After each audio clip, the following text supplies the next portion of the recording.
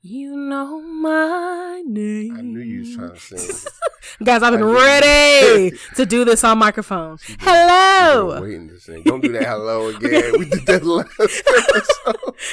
Can't keep doing that. Hello.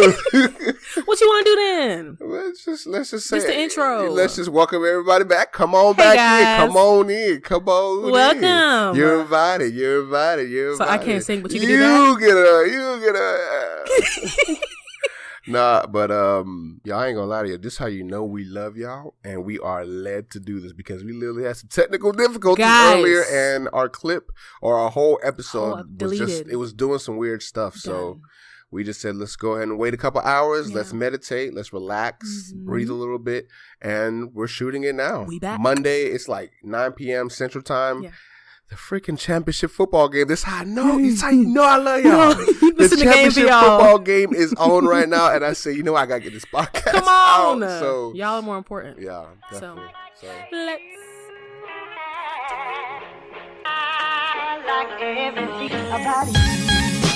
Welcome to the Just U&ME Podcast with Kelvin and Bianca.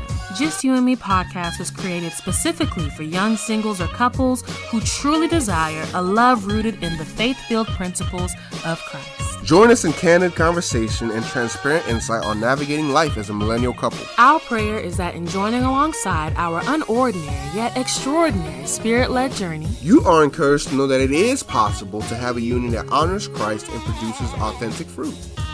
This is the Just U&ME Podcast.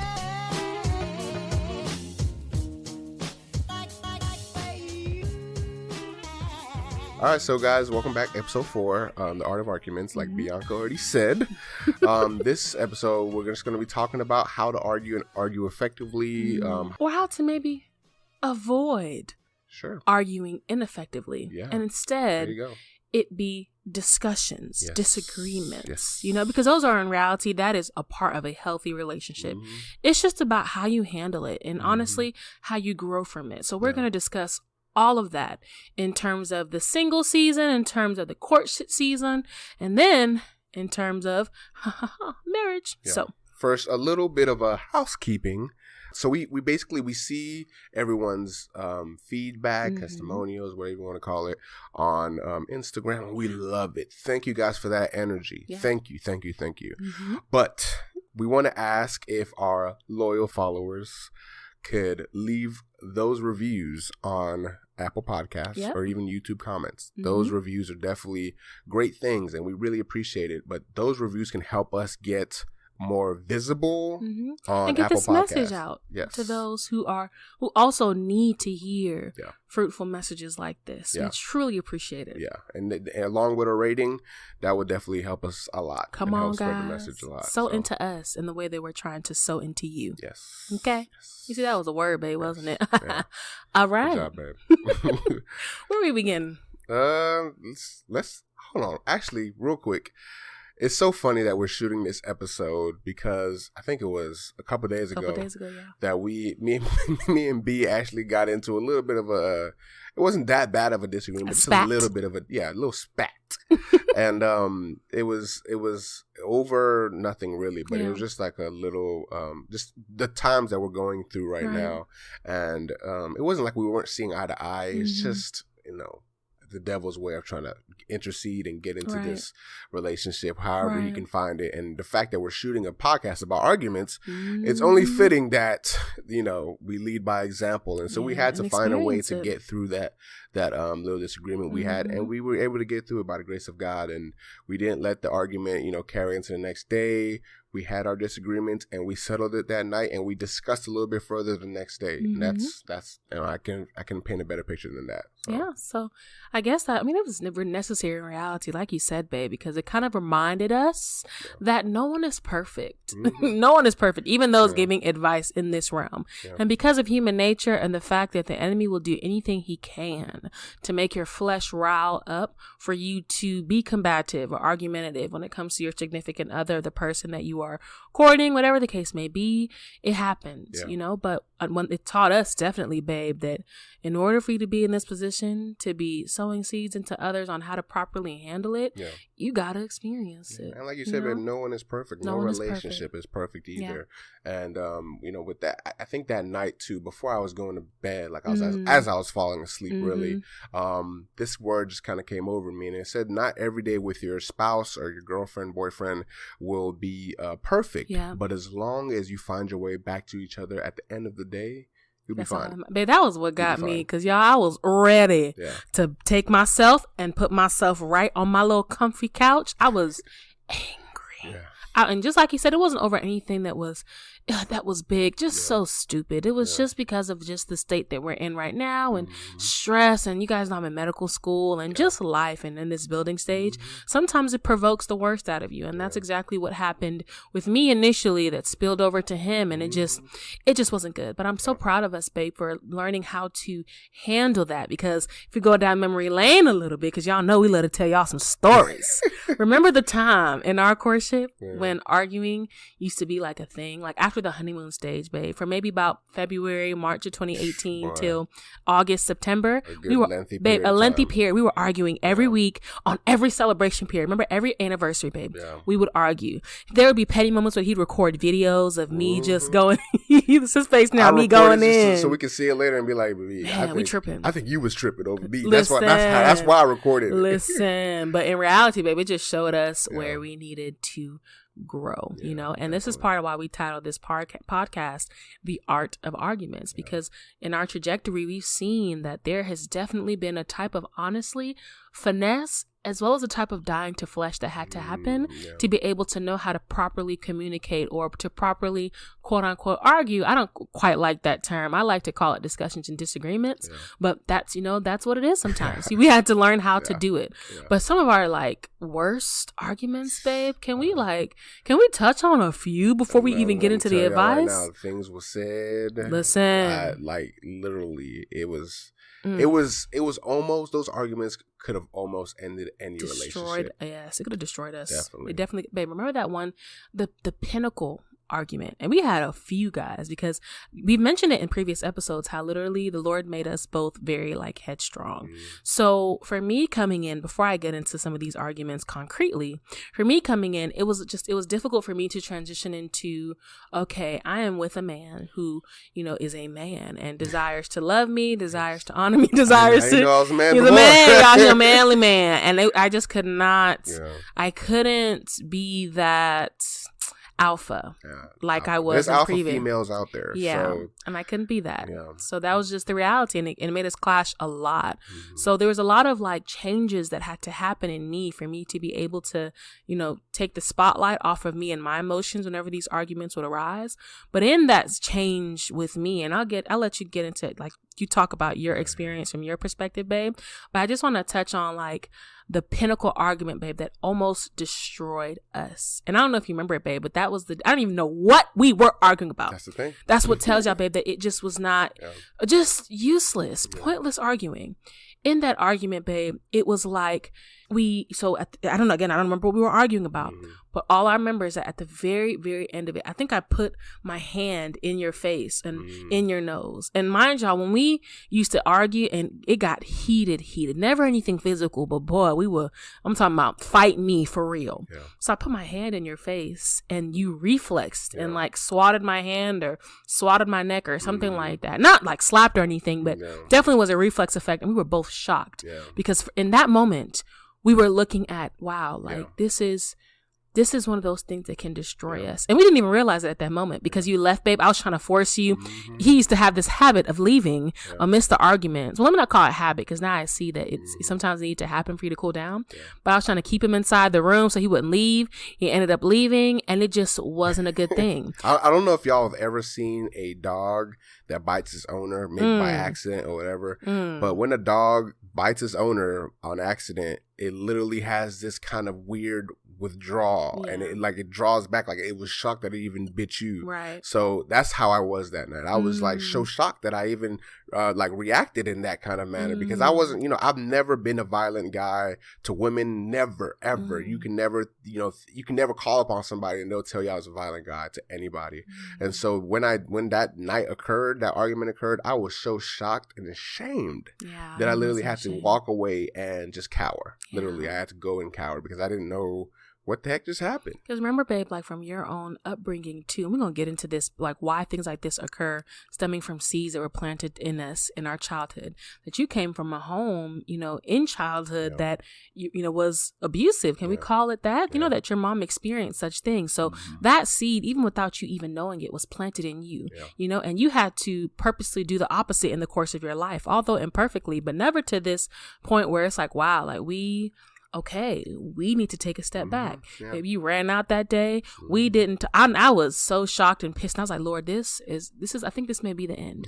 And then, babe, you came back at the end of that night. I want you to tell, because it gives me goosebumps as I talk about it. That's the night that I had. That you had those dreams. And you reenacted. Oh, guys, reenacted the ending of our relationship. Or let me say, acted it out, you know, to make me realize, wow, this is what we're putting at stake. Talk about that, baby. And that night, like I said, it was a crazy argument, and you know, things were said, things were done that were very regrettable. But at the end of that night, I came back to Bianca with kind of a vision that I had of the ending of our relationship. And I came back and I knew I was gonna have to kind of act this thing out.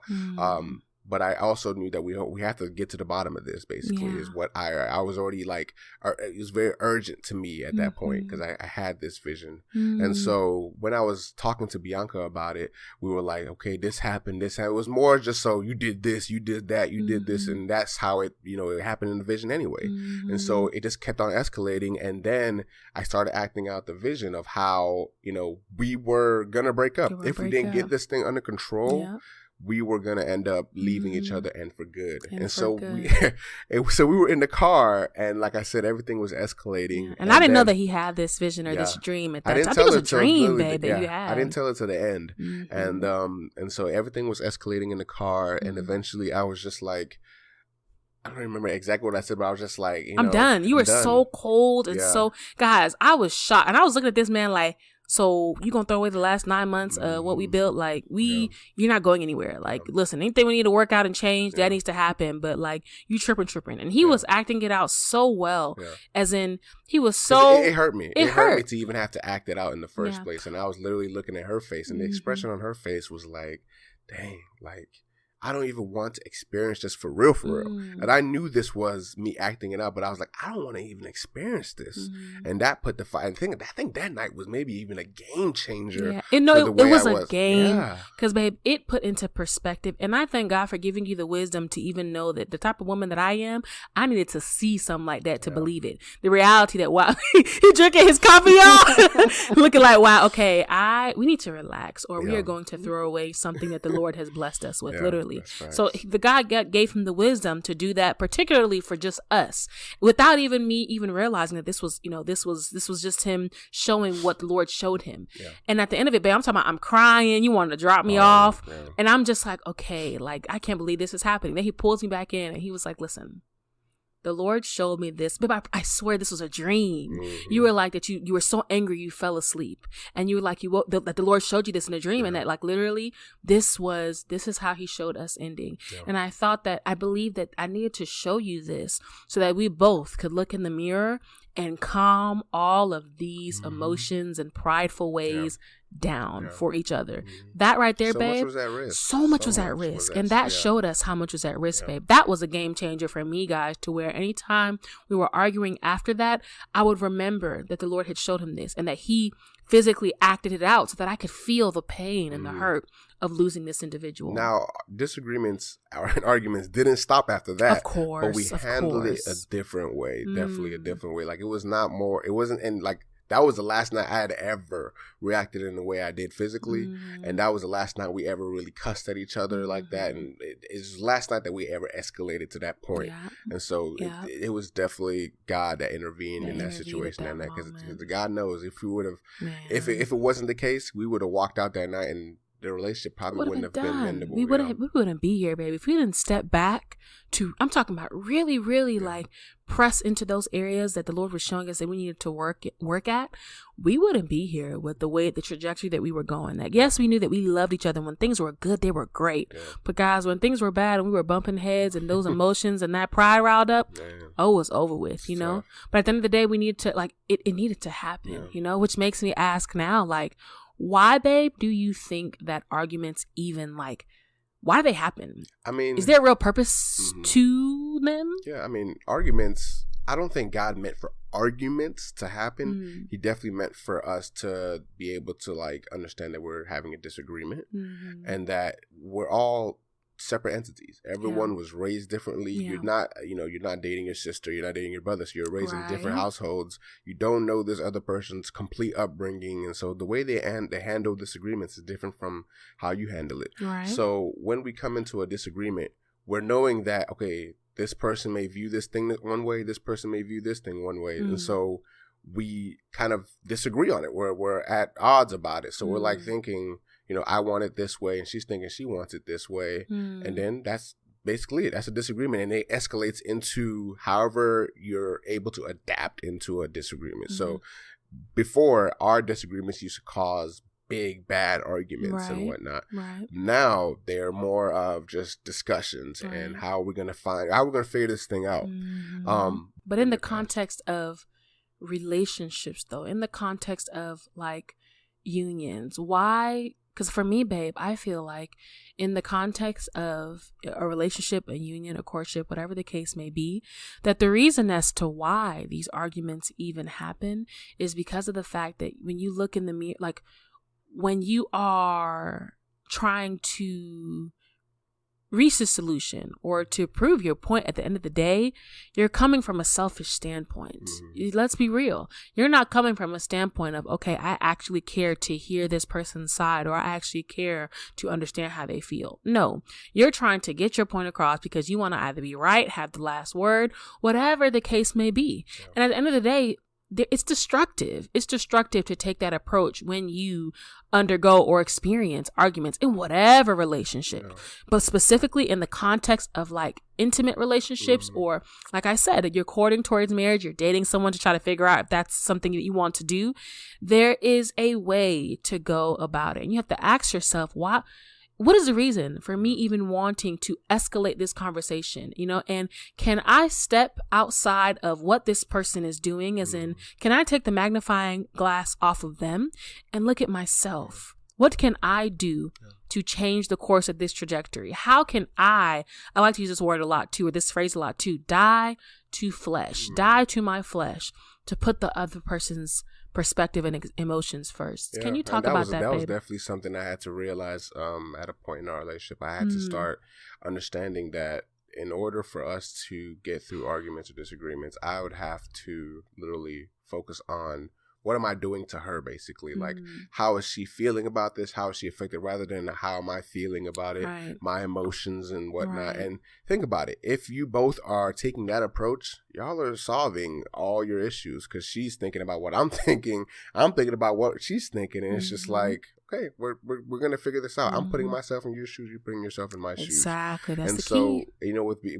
and Bianca, it's so funny that these days we kind of get into we start to realize that you're kind of thinking about what I'm feeling, and I'm thinking about what you're feeling, and we just like, B, just relax, like let me feel how I'm feeling. Like, you know, you can feel how you're feeling and whatnot. We are so aware that is actually what's going on. We're trying to, like, just literally do what's best for the other person at this point, and it's just it's great. It's definitely great, you know. So coming from where we came from, where we were just very selfish minded, and I need to get to the bottom of what I'm feeling, and whatever you're feeling can just, you know, go away. Because back in the day, I told B about this before too, like, how I used to handle arguments with, you know, my exes and stuff like that. I would literally scream their head off until they just admit that you're right and I'm wrong. And that was literally it. I didn't care for any solution. I didn't care what their perspective was on it. I just wanted to be the right one. And that's how I brought it into my relationship with Bianca.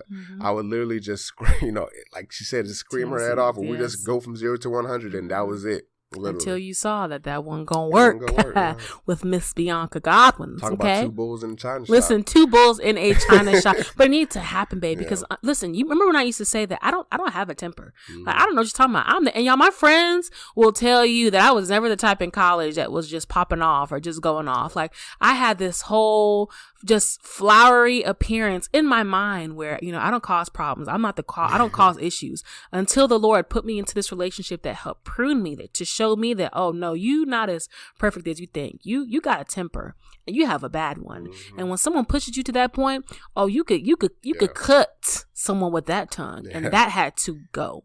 You know what I mean? Like, that literally had to go. And similar for you, babe, when it comes to how you're talking about your previous relationships and how you are bringing in that ideology and that way of handling things into what we had. Let's talk about that, babe. Like, why is it that, because I'm a firm believer that you don't enact or express emotions or actions just from nowhere. They all stem from something. Definitely. I know we mentioned a little bit earlier about just your background and like how your mom experienced abuse when you were, younger. Do you feel like that played a part in how you handled things prior to us? It definitely does, because, even from what I've learned in psychology, that definitely plays a huge factor. And I think it's from the ages of maybe like 6 to 12 is when a child is very permeable. And that's okay, Mr. That Psychologist. No, listen, man, listen. Don't blow my head up yet. Don't blow my head up yet. But from the age of like 6 to 12 is when they really develop into who they're going to be as an adult, kind of. And so I know before my parents were separated, I never actually saw the violence. I do remember or recall a point where there was a big argument at a wedding and they were fighting and stuff like that. But after that, I really didn't see it. But then, when they got separated, we came to America. My mom was telling me all these things that happened, because now me and my brother is, aging a little bit. Right. So she started telling us, the kind of things that were going on. And so with me, I feel like I was already predisposed to handle disagreements. I told B about this. I was predisposed to handle disagreements in the wrong way. And I was always predisposed to handle it in like a escalate or arguments escalate. Way. Yeah, literally. Because I was just always feeling like, okay, this is who I am, and that's just how I'm going to take it. I'm already predisposed to it. So let me just roll with the punches, and handle the consequences of it all. So. Yeah.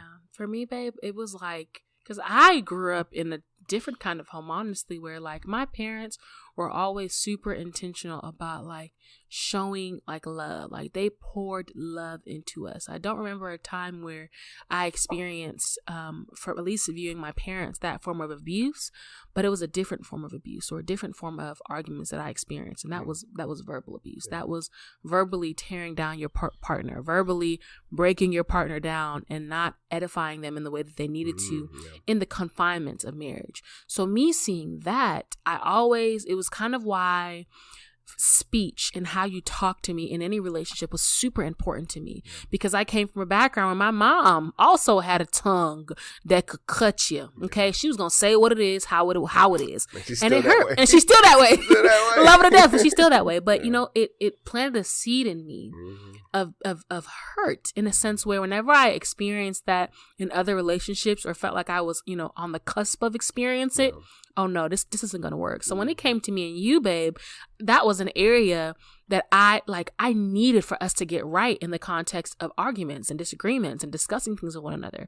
That I needed you to know how to bridle your tongue, and that was a huge thing for you to learn too, that if you were going to say something to me, that you needed to know how to say it and the right way in which to say it, which is what we also going to get into, Was that a huge thing for you, babe? Like having to learn that? Yeah, it was definitely a big thing for me. I was, like I told y'all, like me, I used to just escalate it and just argue and yell their head off and whatnot. So I had to really understand what is coming out of my mouth, and there is such a thing as damaging words, and there is such a thing as words that are so damaging that there's no point of return. Yes, and so I had to really understand that like the person I am in an argument is not the same person I am in when I'm just sober minded, when I'm just normal.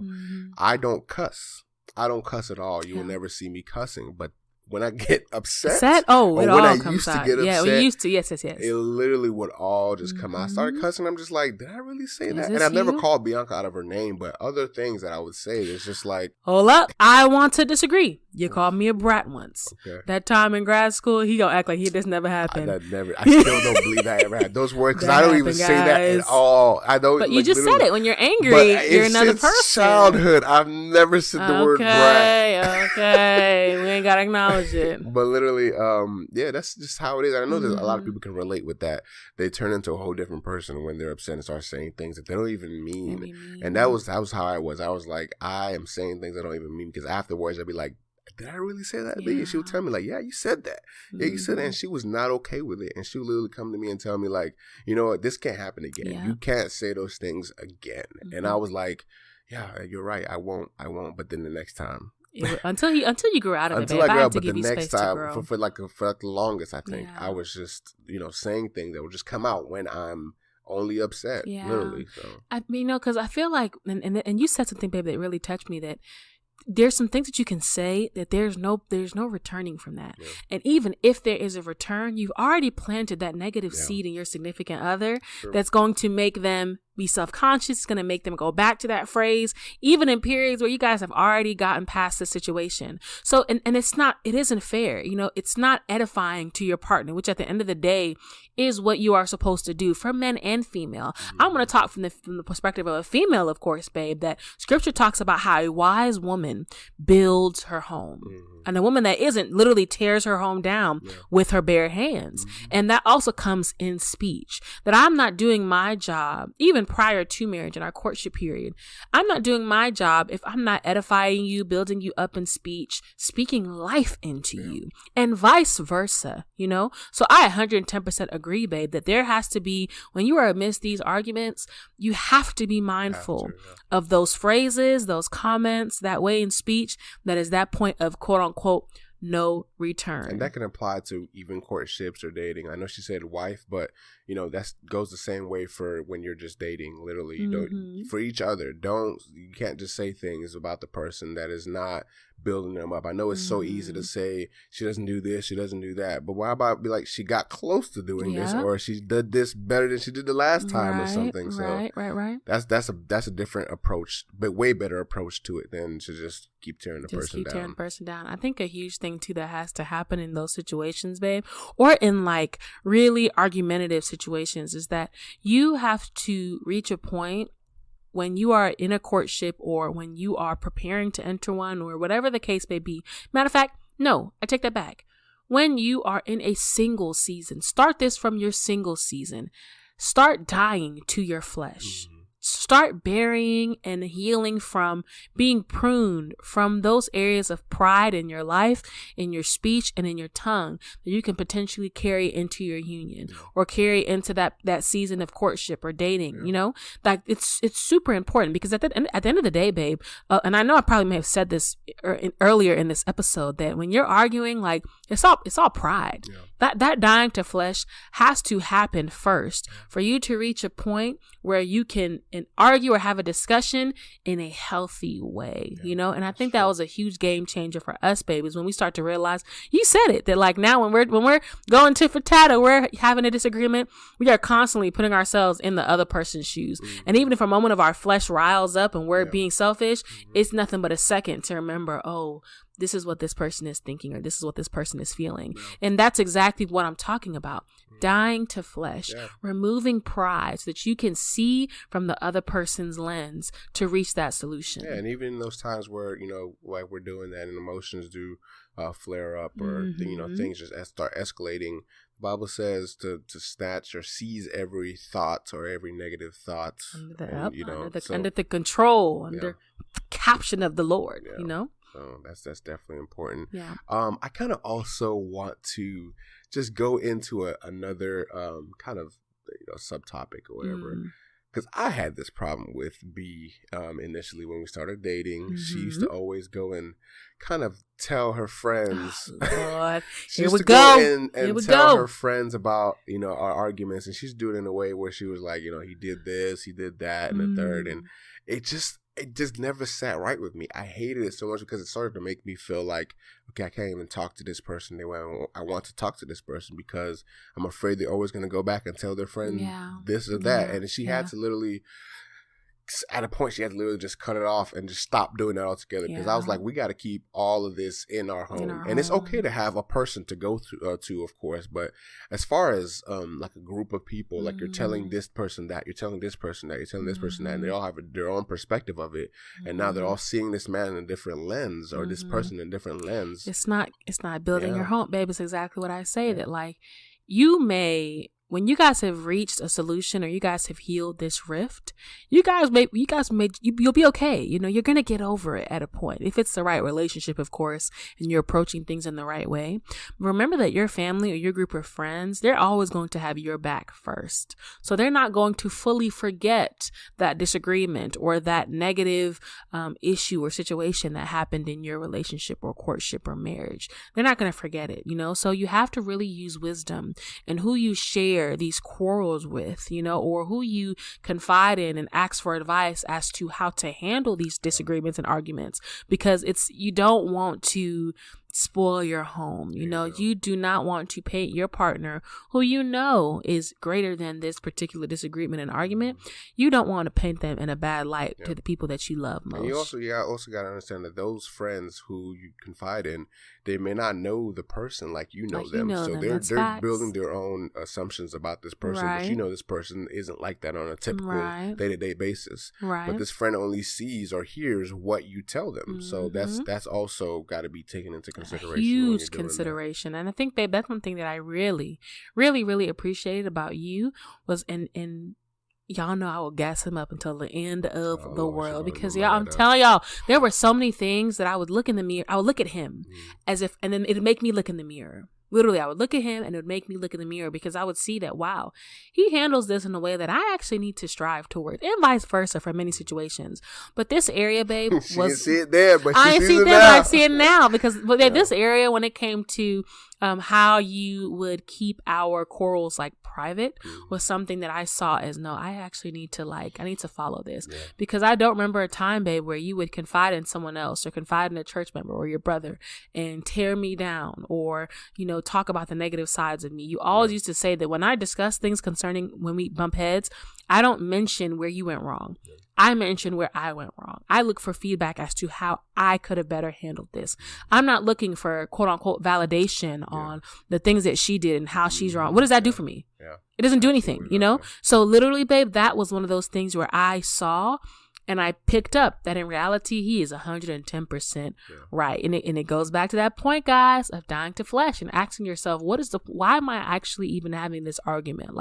What is the true resolve? How does it help me to point fingers at my partner and paint them out to be a bad guy or to paint them out to be the culprit of this issue? In reality, it doesn't freaking matter. Resolve it. Just die to yourself and die to your flesh. And resolve it. I mean, like you said, all we're seeking at that point is just validation of our actions. We're not looking to correct anything. We're just trying to, tell this person did this and the third, and hoping that the person will say that, yeah, you're freaking right. You did was right. Okay. So, babe, in the context then of disagreements and arguments, then how would you say, so the points that we've made, we've talked about dying to flesh. We've talked about doing some soul searching and really asking yourself, what's the point of doing this? But how would you say, or what would you say are some practical ways as to how to handle these arguments and disagreements? Is it okay to walk away? Is it okay to stay there and fight for this together? What would you say is a better approach? I think a couple of things that I did to better, handle our situation was to, like you said, walk away. There were some times, and there's a healthy type of walking away, and there's a bad type of walking away. Not going 2-3 days without talking like how you used to do. I said it. Yeah, there was times that I did that, and there was times where I also would walk away just to cool off a little bit, and then I'll come back and deal with it, reconcile things, and that's definitely important to do because there's just many situations where you just can't handle it at that moment. Everyone is too riled up. Everyone is too heated. Take a step back.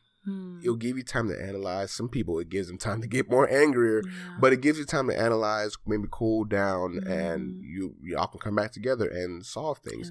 Definitely, I don't agree with people kicking each other out the house, people kicking each other out the bed or to the, like, you know, go sleep on the couch or something like that. Never do that. Like, always, you know, keep the person at arm's length. Sometimes you have to be in each other's face about it. Sometimes you just have to walk away, like I said. But always, you know, look forward to reconciling things, because that's the only way you can move forward. Do never let like the Bible says, never let the day pass or the sun go down before you reconcile things. Before you reconcile, don't go to bed angry. Because everyone is human. So anger can build. Right. It can definitely build. Right.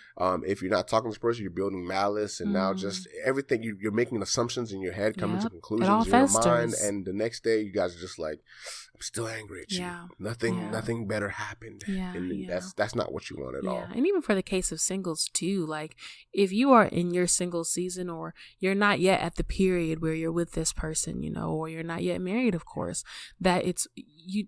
Even if you can't be, you're not in a situation where, like, for instance, you can't go to bed still holding the person, et cetera, just make sure that you have that conversation before the night ends. Yeah. That was another huge game changer for us, was that if we were going to disagree about something, or if we were going to be angry about something, we made sure after, you know, he grew out of the, okay, I need a couple days to myself. Like, he literally, there are points now where it's like, okay, we need to just take a step back and we'll handle this before this night's end, you know?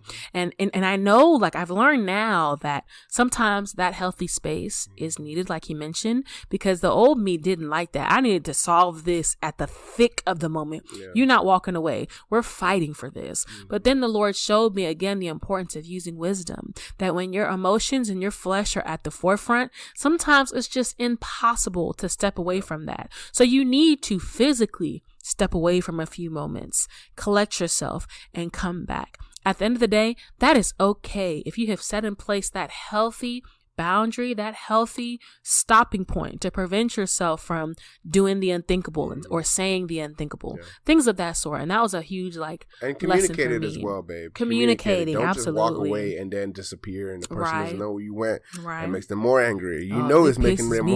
You know it's making them more upset, but you're just doing it just to do it. You know, so always communicate that. Babe, I'm just going to step away for a little bit. Or, you know, when you do step away, say, babe, I'm at Walmart. I'm just trying to take a little bit of a breather. Right. And stuff like that. Or even when you're single, like, don't, just because you don't live together, don't just disappear from the person, not text the person for days or text the person for hours. Right. You got to communicate it somehow. You got to communicate. And babe, as you were talking, there was something that was coming to mind. Something that our mentor said, actually, as we were recording. And she talked about handling disagreements, of course. And it always stuck with me. She said that when her and her husband, and they've been married for many years now, when her and her husband argued, or whenever they got into disagreements and they were trying to make a point, for instance, she's trying to make point A and he's trying to make point B, if they could not reach a conclusion on that, they would both throw those points out. Yeah. And instead look for a C, look for a medium, look for a way to compromise, which is something, babe, that I think that we have really gotten good at. That if just today, we were talking about this car situation, that I don't want to drive the one of the cars that we had to trade in to use for now while I'm in medical school to save expenses. I don't want to drive it. You know, I want to drive, you know, my car that I got for graduation. Like, that's what I want to drive. But we had to reach a compromise to sacrifice for one another and do what's most feasible. That it's not feasible to drive the used car back and forth to Atlanta every week, that he needs to use my car that's in a better condition. And even though my flesh doesn't want it, because I love my car, for the fact of reaching a compromise, it has to happen, you know, and for the sake of reaching that understanding and for the sake of peace too, for that other individual. Sometimes you do have to compromise, and that includes both of you guys maybe dying the flesh, giving a little bit of leeway and saying, you know what, we can do this instead of this. Maybe we can do it. Maybe I can drive the car every other week rather than every week, and we can exchange that way. That's a great way to compromise. That's we compromise. And also, I think, you know, just to like round this all up, we also need to understand that we are not fighting each other. We're fighting against, you know, the Bible says we're fighting against spiritual things, not against flesh and blood. Not against flesh and blood. Spiritual things in high places. Yeah. So when times where I'm, you know, I feel like I'm upset with Bianca or whatnot, I know that's definitely the devil trying to, you know, find a little bit of a loophole into our relationship. Right. And I'm saying, like, these thoughts that I'm having that maybe Bianca isn't doing this, Bianca isn't doing that, or these assumptions that I'm making about Bianca, I know those thoughts are not of God. And those thoughts are just trying to, you know, escalate to a point where now I'm just approaching him like, I don't like this about you, I don't like that about you. But instead, we're supposed to be understanding that let's fight together. Let's fight together. We're in a fight together. Literally. We're on the same team. Because as the devil is trying to invade our relationship, we need to understand that this is my only teammate. Right. My mom is not my teammate in this situation. My brother is not my teammate. My wife is my teammate right now. And so I need to fight this battle with her, or unless we're not, it can end up in divorce.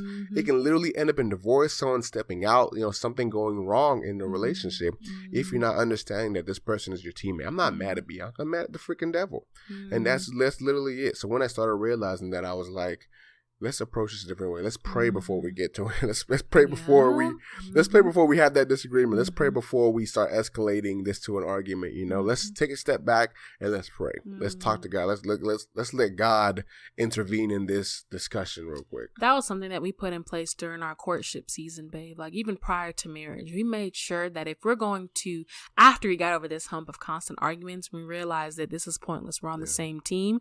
We made sure to strive to fight these battles as one against the enemy, because we knew that what we're fighting is not it's not from us, it's from the enemy, and even more so, we knew that our flesh and our spirit are in constant battle with one another. So whenever you're in these situations, you also have to ask yourself and ask your partner, what is the condition of their own heart? Focus on that. What is their intent? What is their end desire in this, And those answers that you garner from that, hopefully positive, will give you that foundation and that drive that you need to fight together. Like for me, babe, I knew that I am going to marry this man, that the Lord said yes, that he had a purpose and a plan for our life that he showed me from day one, week one, and that this needed to be fulfilled. So whenever we would get into these arguments and in these disagreements, babe, I held on to that. And then I also held on to all the amazing fruits that you were showing in your life and the way in which you loved and valued me. That far surpassed and outweighed the little spats or tit for tat that we would have and the bigger ones. So in that same note, in that same accord of fighting together, really be introspective about what is the reason that you are in this relationship and why should you stay in it? What is the value in this person in your life that you do not want to throw away? That's facts, man. That's facts. Great point. I try.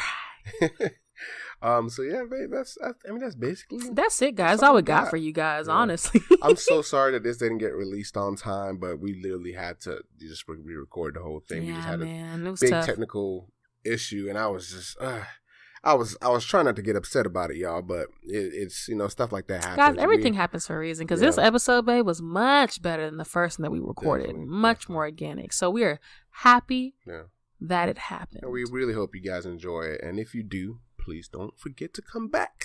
We are always here. But no, guys, we are super excited that you guys joined us today. Please feel free to DM, message, email if you desire any further insight or closer one-on-one when it comes to issues like this.